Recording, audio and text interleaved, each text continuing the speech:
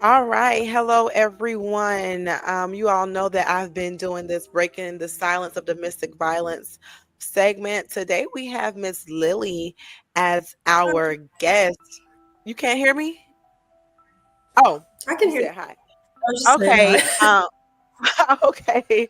We have her as our guest today, telling us about her testimony. It's something different than we've ever heard before.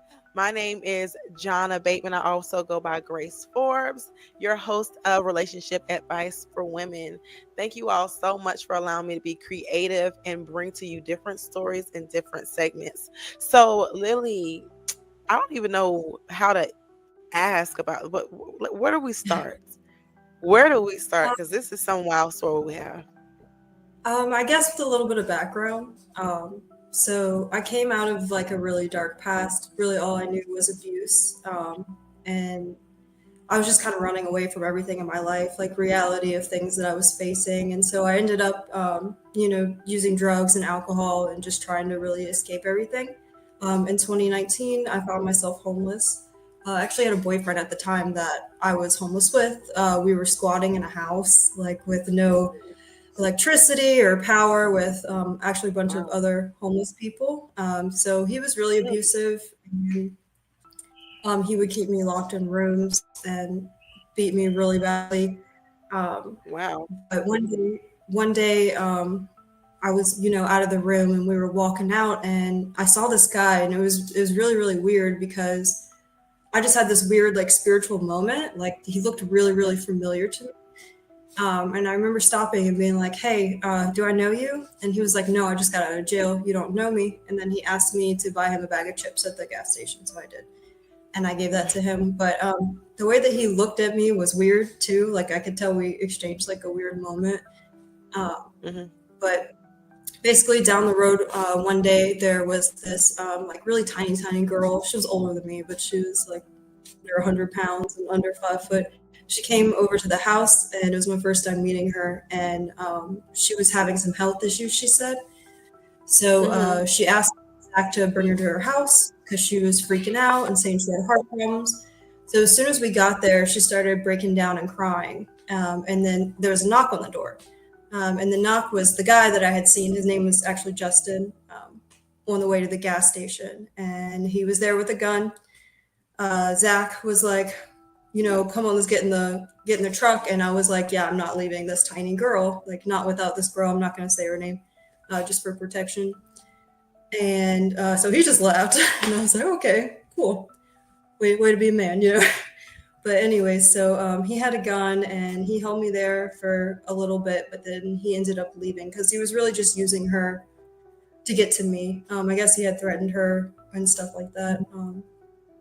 But anyway, so we left, and I was actually kidnapped for about a month, and it was hard because no one really knew that I was missing, other than like Zach, my boyfriend, and the friends that I was homeless and using.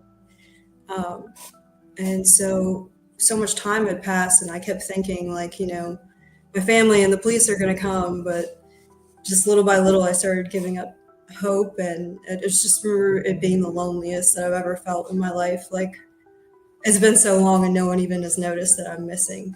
But basically, he just physically tortured me. It was really, really extreme sexual abuse. It actually turned into a human trafficking case, not in the way that you would think about, but I would keep getting away. And every time I would get away, these people would come to help me, and then they would bring me back to him for money. So it was kind of like a group effort.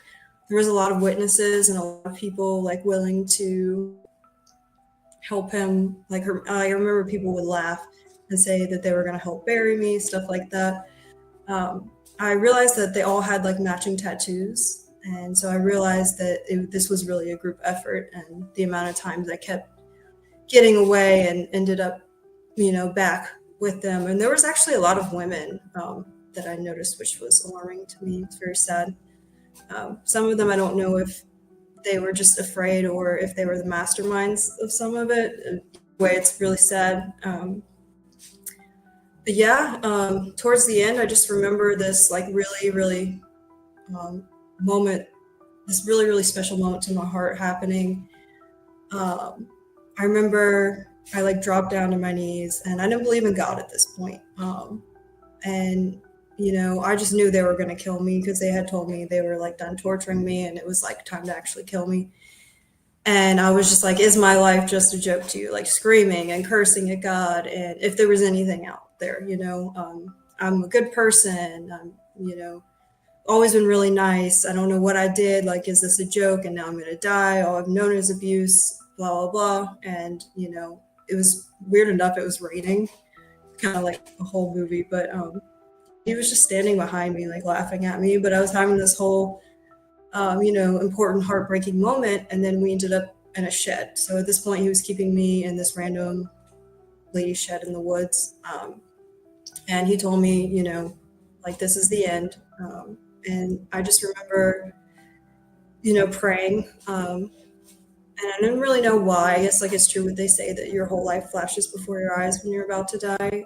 But I was just like, sorry for any and everything I ever did wrong, just listing everything. And just like, I don't know if anything is out there, but I'm sorry. And, I had a great life and thank you for my life. And he had walked outside for a second. I think he had a phone call or something. But he walked right outside the shed, like he was standing in the doorway. So I was praying. And then after that, like right after I was done praying, I actually heard a voice. And it was like really surprising to me because I didn't know, like, I didn't believe in this stuff yet. And he said, I'm going to save your life, but I'm going to use you. And, like right whenever he said that, I like immediately like saw the number 4. And then he actually came back in and he was like, look, I'm going to let you go, but you have to heal, you have to hide, and you can't tell anyone. He told me if I went to the police, he was going to kill my whole family, and told me what cars my family was driving and their address and all that. But yeah, so I did end up going to the police, and I'm really glad that I did because it is kind of broken down this group. And I made it through all of that, and I'm really glad to be on this walk with God. It's been about 5 years now, and just excited to see, where it takes me and how He is going to use me. Hopefully, I can try to do something of importance with domestic violence and human trafficking and abuse, in that area. Just not really sure what that is yet. But yeah. I've got some questions. You said something before you snapped your fingers, and Yeah. it was something you said. I didn't quite understand what you were saying. So I had prayed really for the first time, and I wasn't expecting to be saved. I just wanted to apologize for anything wrong I had done and say I was grateful for my life. And then I heard a voice that said, I'm going to save your life, but I'm going to use you. And then, like, right in that moment, I saw the number 4, and he walked back in to tell me that he was going to let me go. So definitely What does the number believe. 4 mean? I am not sure yet. I'm excited to know. Okay, that was important. Number 4. Okay, and so what does he mean when what is the guy's name who did this to you? His name's Justin. Justin what? Wilson. How old is he? He's in his 30s.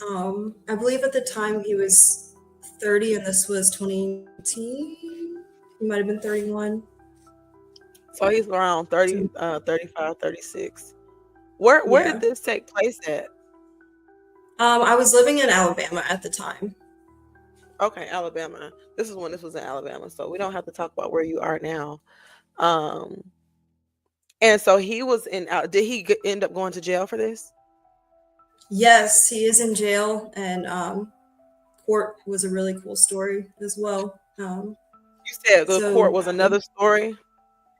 Yeah, that was another cool story, actually. So there was many other victims, but nobody else would come forward because these were really scary people. And so I ended up going to court, and I had to read what's called a victim advocacy statement.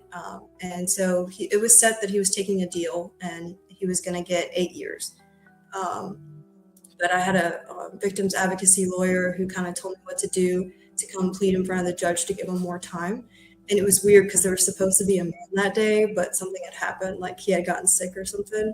But it was actually a Mm, lady judge. It was surprisingly a whole different judge. And I remember like reading my statement to her, and she was just like appalled.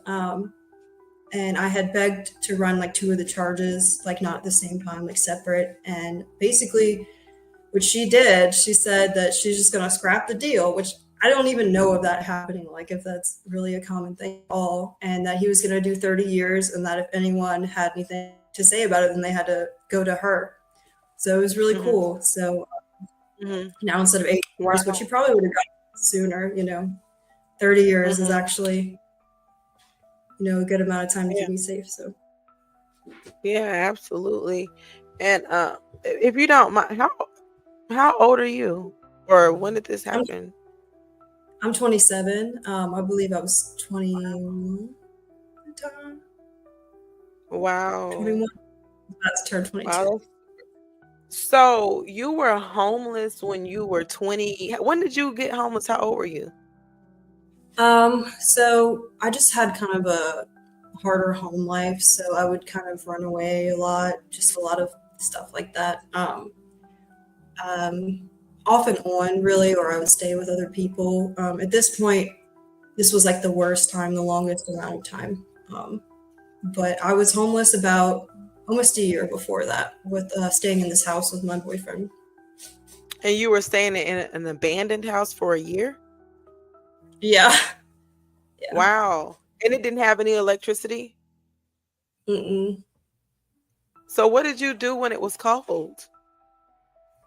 When it was cold, I guess blankets. I Yeah. don't really remember Oh, too wow. much of it, but And I so think my when focus, you said, I'm sorry, go ahead. I think my focus was more on other things at the time. Um, Yeah, you said that you did drugs. When did you start doing drugs? Like how old were you? I actually started doing drugs pretty young. I would say I was like 11 or 12. Um, I struggled with Wow. alcohol first, but proud to say I've been off drugs since then. So That's good. What kind of drugs were you into? basically everything, honestly. At Okay. that time, I was mostly on meth. At that time, Mm-hmm. Okay. And like, how did that make you feel? well, I was just trying to escape everything. I guess my trauma response is avoidance. So I would just kind of avoid reality and pretend like things that were happening to me weren't happening to me. So it was just my way of escaping and putting on that front that, nothing's wrong here. Everything's okay. I'm happy. Let's party. Let's go. But Yeah. yeah, we broke it inside. I just didn't realize how much it. Yeah. And so you said that you did every type of drug. I don't know all the different drugs there are, but how did you choose which one you wanted to take? I don't know like what their different are there different purposes for the different drug. Like what will make you take a different drug other than meth? Meth, I'm sorry. Honestly, I wasn't particularly addicted to one substance. Other than alcohol, I just did whatever anyone else was doing around me because it was Okay. to numb the and escape reality. It wasn't to do the drug, really. Okay. And so you did whatever anybody else had because they would give it to you for free? Yeah. Okay. Okay, that makes sense. Um And so this was in Alabama. What was the guy's issue with you? Like, why did he, like, what was his reason? Like, if you asked, why are you doing this? Like, why are you hurting me? Why are you hitting me? What would he say? He was very much out of his mind. A lot of things that he was saying didn't really make sense. Mm. But at first, whenever my boyfriend was in jail, he went to jail for a few days, and he had initially raped me and told me that he was going to kill me if I told anyone. And so whenever Zach got out of jail, he saw all these marks on me, and I was like, no, no, no, no, no. And he figured out the puzzle pieces. and started Mhm. talking and telling everybody. So, I mean, I just knew when I saw this guy look at me, I knew he was looking at me in a weird way, but now looking back, I know he was looking at me because he immediately saw me as a target because I was a very, very vulnerable person. I was the person that was looking to help everybody. They actually used to say, like, you can get me to do anything as long as I thought I was helping someone. So they would like use that to manipulate me a lot. And I guess that's how that turned into this girl having this health issue that trapped me into then being kidnapped with them. Okay, and so what were some of the things that they tried to get you to do that made you feel like you Um, were helping someone? some of the things they tried to get me to do. Well, most of it was like sexual abuse. A lot of it I don't remember because they were drugging me. Um, a lot of things are still in pieces, and I'm not really sure like the order. That's just how the trauma mind works. I still have Yeah. pieces coming back. Um, I think there's some things I don't want to remember, so I kind of blocked them out a little bit. Okay. Yeah. But it And was just for like this, just to torture me, and they gained pleasure from it. mm, and what would some of the things be like? Because I don't want to give you an example of what happened to you. Like, what is some of the things they did to torture you? Um, so I remember he was trying to cut off my fingers and my toes. What? He told me he was yeah, it was really bad. Um, I'm very very blessed to still have my fingers and my toes and my teeth because I remember my mouth was so bad like there was like a huge like flap on the inside of my lip. It was really gross because he was trying to knock out all my teeth. So I remember that being a very specific thing. I still don't really have feeling down here in the bottom of my mouth. Um, Hmm. just stuff like that. He would burn my hair. Yeah, he lit my hair on fire, and he would take like pieces of my hair and like use a cigarette to like make choppy pieces. Some of the other girls, I heard that they shaved their heads, which is actually a human trafficking thing. Really? I know that, yeah, that is a thing with human trafficking. They were definitely involved in some kind of weird, like ritualistic behavior and stuff. They had a Mm-hmm. tattoo that they looked like a demon, and Mm. all of that is just so complex and hard to explain, but a lot of weird stuff like that as well. Yeah, I wanted to know, like, what made you choose him as because you called him your boyfriend? What made you choose him as your boyfriend? Zach, or I wasn't dating Justin. I don't, to be honest, and I'm glad we're talking about this. So it's more than one guy.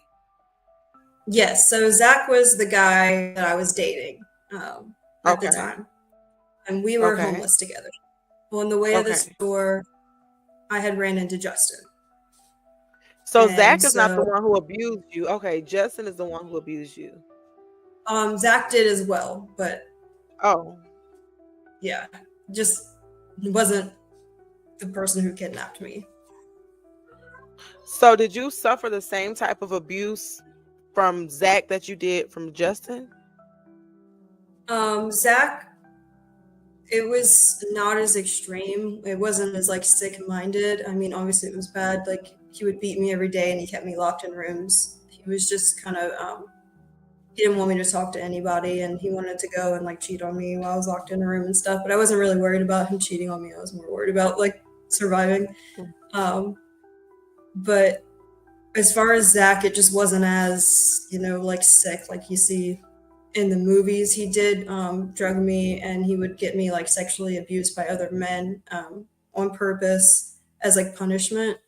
And that was Mm-hmm. kind of right before I got kidnapped. So that was bad too. It just wasn't in the same way. Like this guy was really bad. He was like talking about cutting off my tongue and my limbs and everything. It was really bad. And what made you choose Zach then? Zach, he posed to be a really good guy in the beginning, and then just a few months in, by the time I realized he was a liar.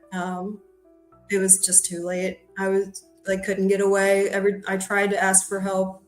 Like I remember going home to my parents and Hmm. saying, like people are trying to kill me. I need to go somewhere. I talked to a safe house. I just need $10 in gas. I had like my car packed up, and they just kind of laughed at me. They like, I guess, didn't believe me, and they just closed the door in my face. So I would try to get away, but it just didn't work out because I'm homeless, and all these people were out there hunting me. And I do believe in my heart that Zach was involved in this. Um, Hmm. Maybe not at first. In the end, he did end up, I believe, because he did end up receiving a large amount of money. Um, and I feel like that's where it came from because that's what happened with all the other people that would turn me into him. So he got money from who gave him money? Justin, the kidnapper. And where did Justin get money from?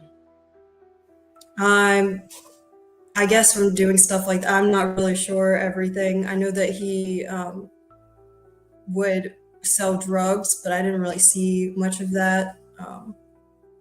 It was a lot of talk about money mostly. Hmm. I didn't see that much of that side of thing. I did see other girls, be raped and stuff like that.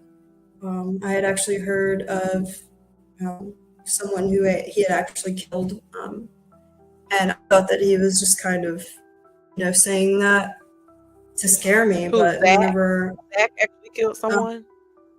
Justin, Oh, and so Justin. whenever I was, out like not kidnapped anymore, I actually learned that the girl that he was describing killing was a real person and it was a real unsolved murder. So it was pretty scary. So I'm glad that I helped get, you know, him and some of these other people off the streets. Okay, so some of the other guys are in jail, prison as well. Yes, as far as my case, it really only was him, Justin. Zach was separately for domestic violence, separate away from this case.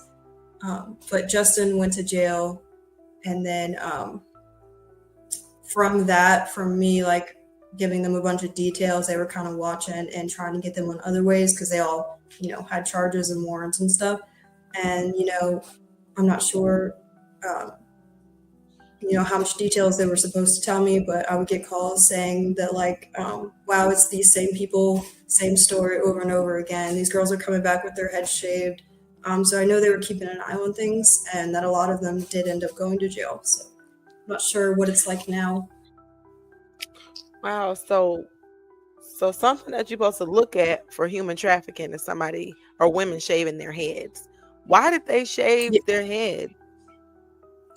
I think it's to make us kind of feel like objects, like we're not people. It's like humiliation was like a big thing that he would do in front of other people and stuff. There was like 20 witnesses to this, who were just laughing, and he would just kind of walk me around by gunpoint and like laugh that I was there.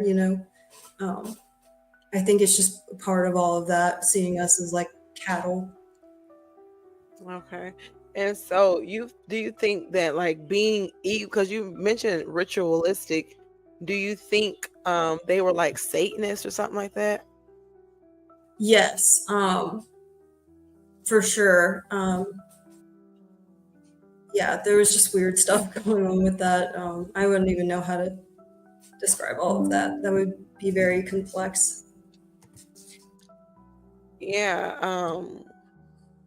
And so like what type of help do you get now? Like, because you went through something like really yeah, traumatic. How does the government help in any way? No, yeah, I couldn't even get him to to pay for my medical bills because he's in jail, so he doesn't have money to give me. He's in jail. But that's fine. My mom helps me out with the medical bills and stuff. Now I work in churches. I'm a photographer for churches, and I just really get my help from God and in the church. I've tried other things, and it just didn't seem to work as well as just kind of working through everything with God. Yeah, and so when you were going through all of these abuse, what I mean, you try to reach out for your parents for help, or I know you said you had a lot of Um, stuff going on at home, but how did they what did they think about this when they really found out? um, right after, I don't think that I mean, they obviously saw like the physical result of what happened and brought me to the hospital and the police and everything. They forced me to tell the police. I didn't want to, I was too afraid. And obviously, the hospital, they have to call the police when you go in there like that. But they didn't really believe my story until later because these people had kind of manipulated them as well. Um, Mm-hmm. as time went on, because I guess it made people uncomfortable, they didn't really want me to talk about it. Um, my family has healed and everybody's sober now. We were all broken before, and with Hmm. God, he told me he was going to heal my family, and he really did. And we've actually ended up talking about things. And now they're really supportive, helping me with court and everything. Okay. And so specifically, is your mother and your father in one home? So my mom and my stepdad live in Alabama, and then I have a dad that I don't really see in Louisiana. Okay. So the parents that helped you is your mom and your stepdad. Yeah. So did they feel regretful? Like did like how did they feel when they were like, "Oh wow, she was telling the truth"? How did they feel that they didn't believe you? I mean, you could see the looks on their faces. They wouldn't like directly say, but with things coming up, they would respond differently, and they would, when talking to other people, I would hear them say things that were the opposite of what they used to say. Just Okay. stuff like that. Like, I can tell they're supportive now, and you can tell that they feel bad, but they don't outwardly Did say they ever that. apologize? No, but I don't know if I'm really looking for that. I just kind of, I mean, I'm just asking. I'm just asking because that was not necessarily said. Um, yeah. so you're not really looking for an apology. They never apologized. Did you ever get an STD from one of these people who assaulted you? So I got Hep C. I didn't get anything else, thank God. But Oh, I remember very specifically when he was drugging me, he was like, me and my dad have Hep C. Like, there's Hep C on this needle. I'm going to give it to you on purpose. That way, if I don't kill you'll die later. You'll definitely die from Hep C if I don't get to kill you. And I guess he didn't know that there was treatment available. So I am cured now, I but was gonna say, he probably don't get no treatment, but I was gonna say I didn't think you died from that one. yeah, that was hard to go Yeah. through. Having Hep C is you're very sick for that, but I'm very Oh, grateful that really? my mom helped with all those medical bills and stuff to get cleared of that. And I don't really hear much about that. What does that do anyway? Hep C, you can die from it. It's like a disease from your blood. Like, you get nauseous. I couldn't really eat. I was really skinny. I haven't Hmm. really started gaining my weight back until um, they told me a year after I was healed, that's when I would start to feel better and not be as tired and start gaining my weight back. I finally just started being able to get some of my weight back on. Hmm. And so so obviously he hadn't been taking any medicine. He said him and his dad had it. Yes, his family was involved in this. His dad and his brother had also tried to sexually abuse me. Um, so So it was a family slightly, human trafficking thing going on. yeah. Okay. And so is his dad locked up? No.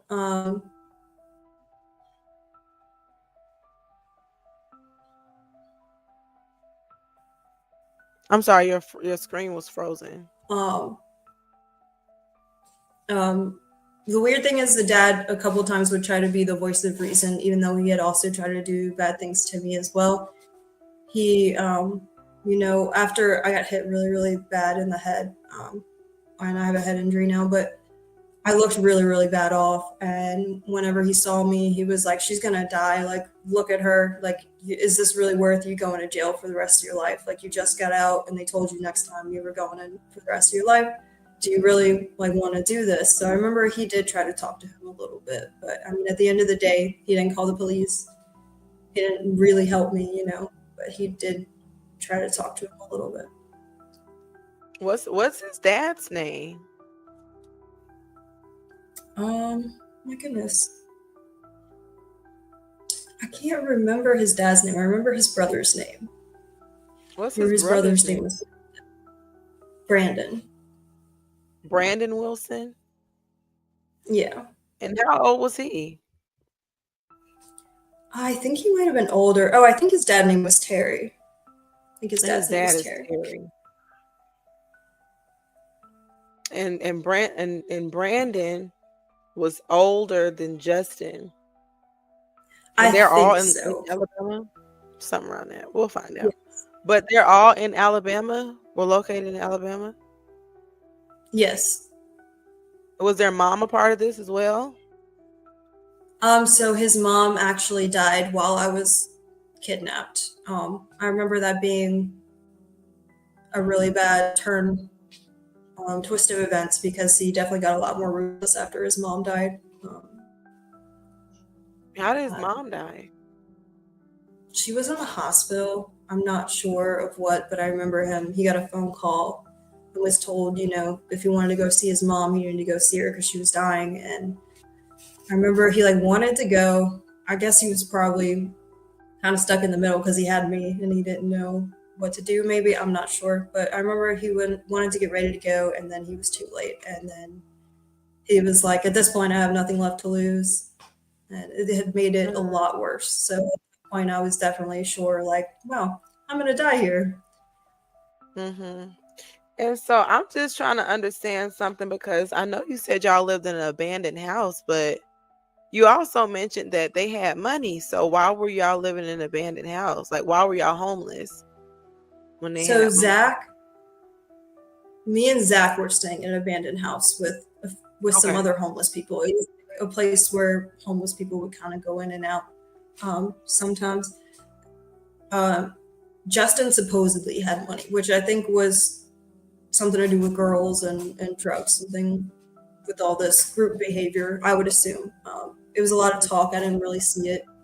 But Justin was separate from this. Okay.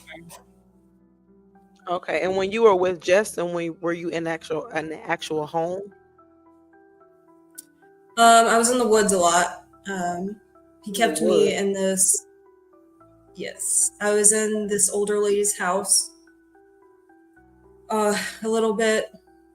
I don't know why she didn't call the police. That really bothers me. But She I remember he was had she fed me like involved two or too? three times. Huh? I said, was she involved too? Did she get paid to like not say anything? Well, we stayed there a little bit, and there was like Okay. holes in the walls and stuff, so he could watch me. Like it was weird. His dad was there too, so I don't know if she was too afraid or what, but she had said some awful things about me, um, and said that like I wasn't worth it, him going to jail, and call me names. But I don't know if some of these people were just really afraid, or if they were like really really involved. At what level, Um, Mm-hmm. but we were at her house a little bit. He had brought me to another house where I'd actually, he had another victim there. Um, and then the woods, and then this random lady shed in the woods. Mm. To me, and it's just me. If I knew that somebody was doing this in my house, I feel like I would be a part of it if I didn't say anything. Um, that's just me.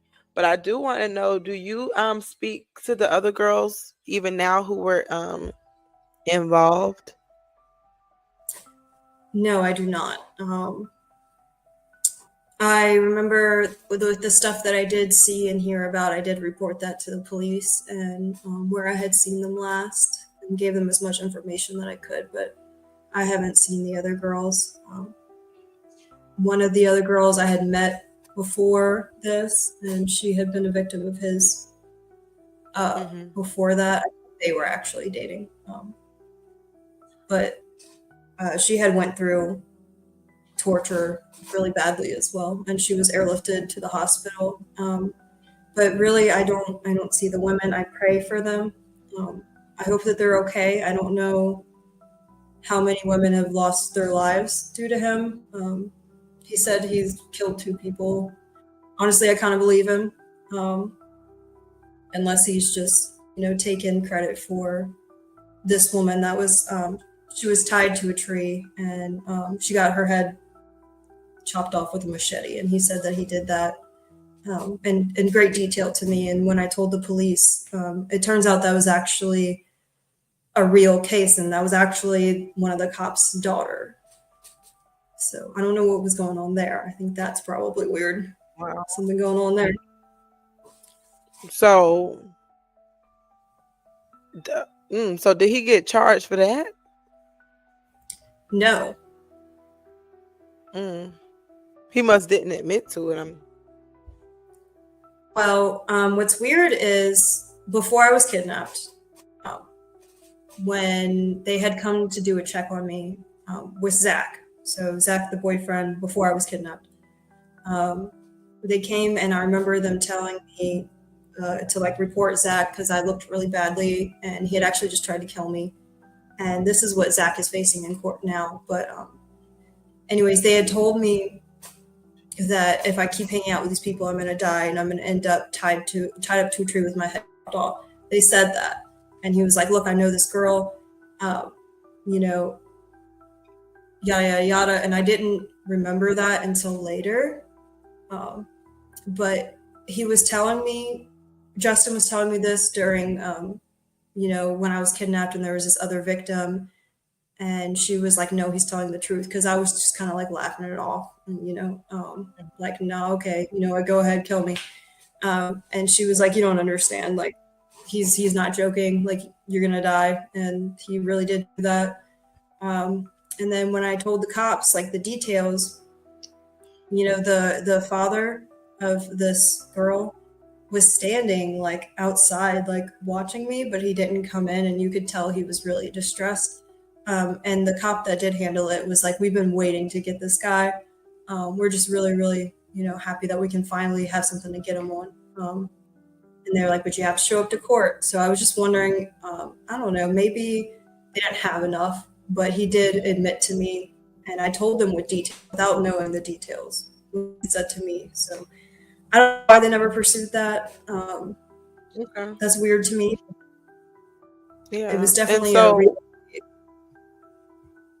I'm sorry, what would you say? I said, but it was definitely a real case. Yeah, and so okay, so when you were kidnapped for a month, you were locked in a closet of a real like a home, like an actual house, or were you locked in the shed, the closet of a shed? So before I was kidnapped with Zach, Zach kept me locked into a room for the most Okay. part. For I believe it was probably like 8 months, but maybe not quite a year. It's probably 8 months. I wasn't really keeping track of time very well. And Uh, why didn't you break but free? he, Were you scared of him? yes, I would try. I didn't have anywhere to go. Whenever I would try to get away, I would just end up back. I honestly just ended up so broken that I just kind of given up at the time. I was just kind of ready to die. At that point, I was being beaten every day for that amount of time. So, And what um, would he beat you for, Zach? Like I remember I asked you when you asked Justin what was his reason. What was Zach's reason for beating you every day? he, um, just I think the drugs just kind of made him crazy. Like he would think that if I just said hello to someone that I was flirting with him. He was just really paranoid. I wasn't allowed to speak to men or women or anybody out the room. That's like why he did that, was because he thought that I was flirting with people when I wasn't. And people would tell him like, no, I was here all day and she didn't even come out the room because she's scared of you, but he wouldn't believe them. And you know all of that. He just Yeah. wasn't in his right mind. Yeah. Is he still doing drugs? Zach, last I heard, he was getting sober. I did just get a call from my victim's advocacy lawyer saying that his court date was coming up. That was like a month ago. So I don't know if he's currently in jail. I assume that he is. I know he probably has to do at least a little bit of time. Mm-hmm. And so how was every day when you were kidnapped? Because I'm just trying to imagine like what that was like. Like, did they feed you? Like, how did that work? I had a few meals. So whenever we were at the older lady's house, he did let me eat, and gave me some water and stuff like that, and but not like a lot. Maybe like every 4 days, if that. Probably a lot less than that for a period of time when we were in that area, like So every you four would eat days. once every 4 days? hmm Wow. Wow. And so like how So, did you feel in between that time? um, the whole time I was just. It's hard to explain because it's like how you feel whenever like someone's about to like punch you in the face or you're about to get in a car accident or something. It's just that Mhm. feeling the Oh, entire so you time. just had like a high fear? Like the entire time he didn't really sleep, and he would make it to where there was absolutely no way that I could get away. Like he would move if I would try to like move, he would move and then like beat me. He was like barely sleeping, I guess. But it was just But he everything I had had other tried. I girls just he was doing this too? yes. So how he keeping his eyes on you, but then he got these other girls? So he had this other girl right before me, and then we crossed paths with this other girl, and he had kind of told me. Well, there was a thing she was kind of telling me, and they were kind of fighting, and there was other people around. So um, no matter what, there was these other people that were on his side. Okay. And so you would eat once every 4 days. You felt like a high level of anxiety in between that time, and the anxiety, it kept you so in fear that you couldn't even really think about food. I mean, we were just like he would run me around the woods and stuff to confuse me. That way, I wouldn't know where I was. There's like a tactic that they do. So he would run What's that me a bunch tactic? of different, just kind of trying to confuse your mind. So we would be in the woods and he would run me like this way and that way. And it just made it to where I had no idea where I was. I wouldn't know how to get out of the woods, you know? It was just, that's what the purpose was, to confuse me. I remember I would try to leave behind like a shoe or a piece of clothing. Mhm, When I passed walls, I would put handprints on the walls. That way, if I did die, he wouldn't get away with it. He mhm. noticed that, so that was also kind of scaring him. Okay. Everywhere I went, And that so I'm sorry, what was that last part? I'm sorry. but go ahead. I was I'm just asking, like, how do so you young girls find themselves in situations like this because they run away, and then they in someone's meeting, are they waiting for people who are vulnerable? I'm yes. just trying to figure out how they So with my home life, there was running away and kicking out, like a just a pattern of that, one or the other, and you know, I did end up on the streets, and I just had a broken relationship with my family, and it's just that they do target women who are homeless or don't have family. That way, they won't notice. Um, Mm, they target a lot of minorities, stuff like that. It's just people who seem vulnerable, and there's a thing called re-victimization. So a lot of times you can tell when someone has been a victim because of they appear to be traumatized, and I definitely had that.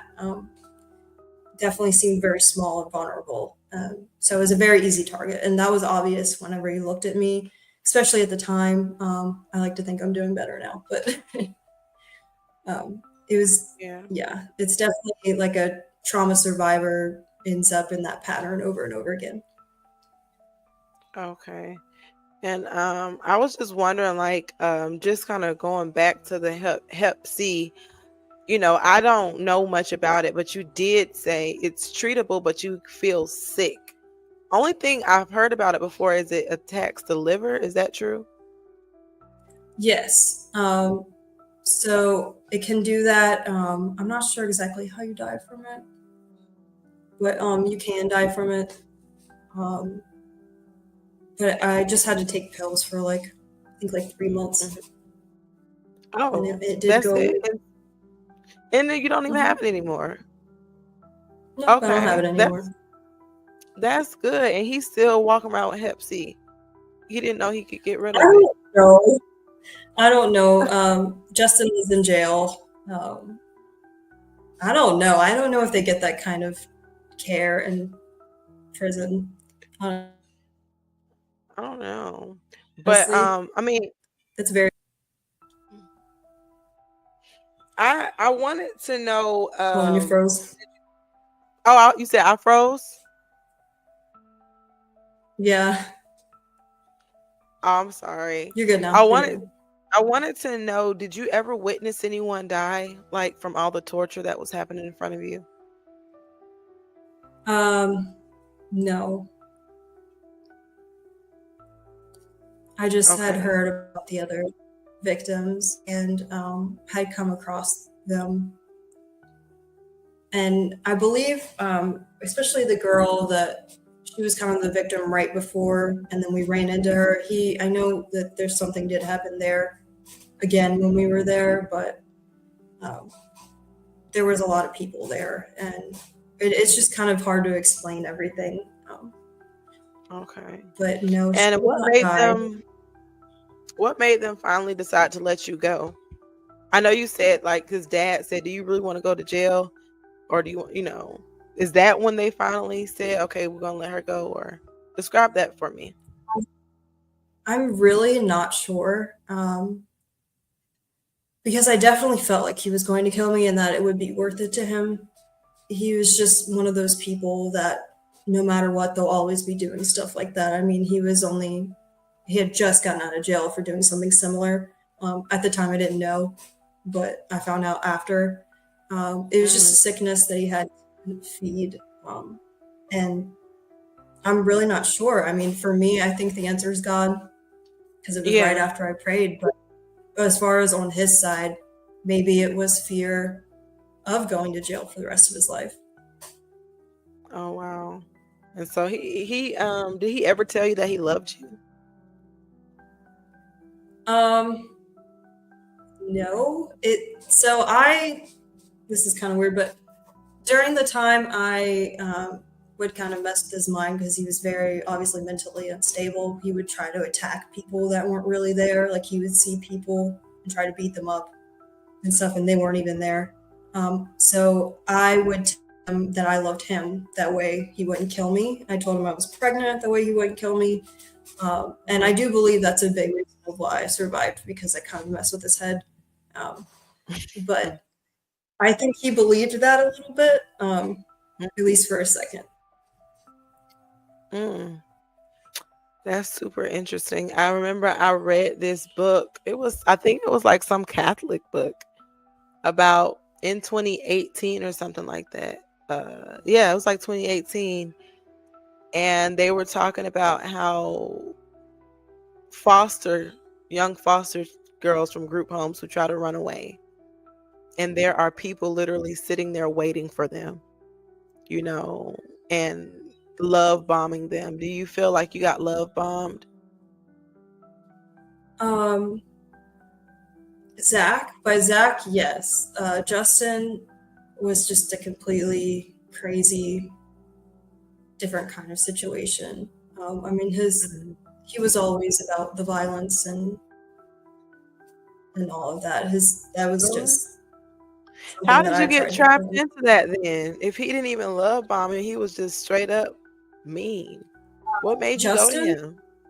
Yeah. I the so he would get me in ways. So remember that girl, the little girl. She was older than me, but she was tiny. She had faked a health issue Okay. and had brought Oh, okay. just stuff like that. Or I would get away and I'm walking down the street, and I'd run into someone that I would know, and they'd pull over and be like, "Hey, let me help you. You can come shower at my house," and then they drop me off with them. Uh, I had situations like that two other times. Just people that were like, "Oh, let me help you," and then just bring me right back to heaven, get some money. I mean, but how did you get to him in the first place? Oh, they were just kidnapping you and bring you to him. Like they were Yes, just oh, so it was like you were forced to go to him. yes, yeah. So why do you call him your boyfriend then? I didn't. Zach was my boyfriend, not Justin. Okay. Okay, Justin was the one who Justin was the one who kidnapped you. Zach was your boyfriend. Okay, okay, Yeah, okay. That was I'm sorry. glad we got that. No, you're fine. I'm just trying to keep up.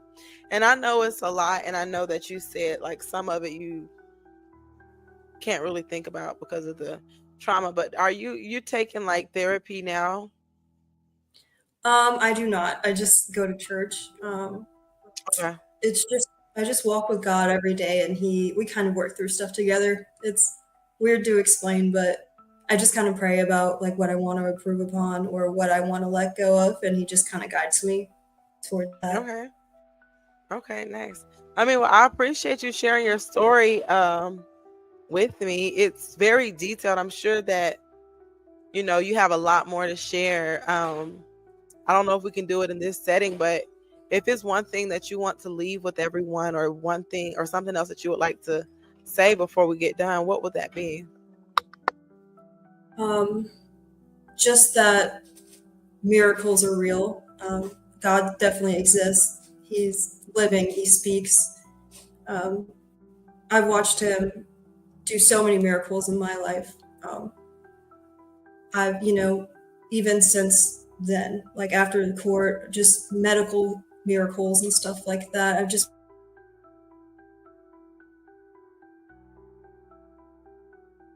watched Him truly change. He really does heal you and guide you, and it just really is such a beautiful path where you'll grow more than anything else. So that would be my main thing that I would want to leave behind. Okay. Miracles, if you can hear me, miracles definitely do happen. And you are definitely a miracle. Lily, thank you so much for agreeing to share this with us. I'm really hoping that these stories bring the awareness to the domestic violence situations that have been going on, that still are going on, so that they can possibly stop going on as much in the future. And thank you everyone for Yeah. watching. Make sure you all tune in every Wednesday of 2025 at 8 o'clock p.m. Eastern Standard Time for all of these different segments of relationship advice for women on YouTube, Facebook, LinkedIn, and wherever else I decide to put them. And until next time, you all, bye bye. Bye. Trying to end this. Hold up.